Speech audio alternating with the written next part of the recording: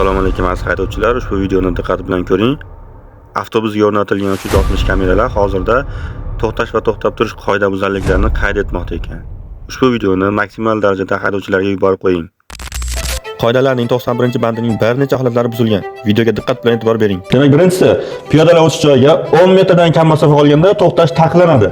O'tib har qanday masofada ruxsat etiladi, agar taqlid znaklar bo'lmasa. Bundan tashqari, piyodalar o'tish joyining ustki qismida ham to'xtash taqiqlanadi. Ikkinchisi, boshqa turdagi transport vositalarining harakatlanishiga, ya'ni kirish hamda chiqishda xalaqit beradigan holatlarda taqiqlanadi. Uchinchisi, to'xtagan transport vositasi bilan bo'ylama sidirg'achisi orasidagi masofa 3 metrdan kam bo'lgan holatlarda taqiqlanadi. Navbatdagisi, qatnov qismi kesishmalarda kesishayotgan qatnov qismi chetiga 30 metrdan kam masofa qolganda to'xtash taqiqlanadi. Ya'ni kesishma bilan to'xtagan avtomobil orasidagi masofa 30 metrdan kam bo'lganda to'xtash taqiqlanadi. Qoidabuzarliklar 360 kamera bilan jihozlangan avtobuslarda qayd etilib turganini bilarmidingiz?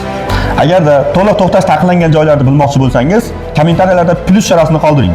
Videoni yo'qotib qo'ymaslik uchun saqlab qo'ying. Bundan da qiziqarli videolarni o'tkazib yubormaslik uchun kanalga obuna bo'lishni unutmang.